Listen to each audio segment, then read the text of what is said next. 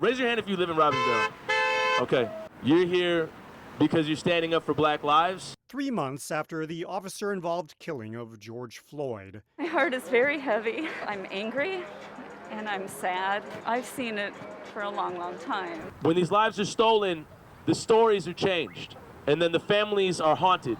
A large group gathered at Robbinsdale's Lakeview Terrace Park George Floyd wasn't the only one who was murdered. It's ongoing. to call for an end to police brutality and demand systemic change. Even if the police has protected your family, they're not protecting all families. Toshira Garraway was one of several people at Tuesday's event who say they've had a family member have a violent encounter with police. My son's father, Justin Tigan, was brutally beaten by the St. Paul police and thrown inside of a trash dumpster.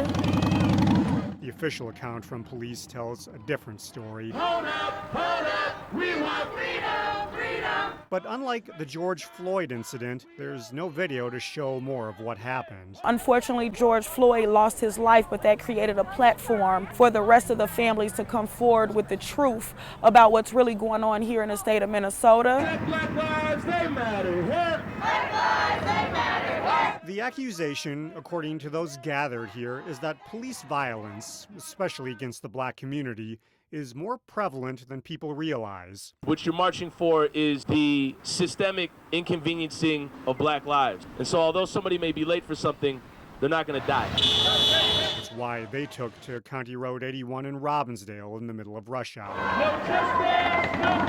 The group marched their way to the Robbinsdale Police Department as a way to let city leaders know that they don't want the same thing that's happened in other cities to happen here. Folks don't believe that they need to be shaken up, then they might not be listening to all of their neighbors. I think it's important that we don't go back to the old normal, especially before the pandemic. The new normal that the protesters strive for is a society free of violent run-ins with those charged with protecting and serving the community. My hope is that my child can leave out of my home and he will not be targeted or harassed because of the color of his skin. And keep that in mind while you're here.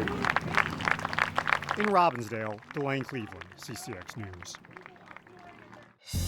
Find more local news stories at ccxmedia.org and follow us on social media.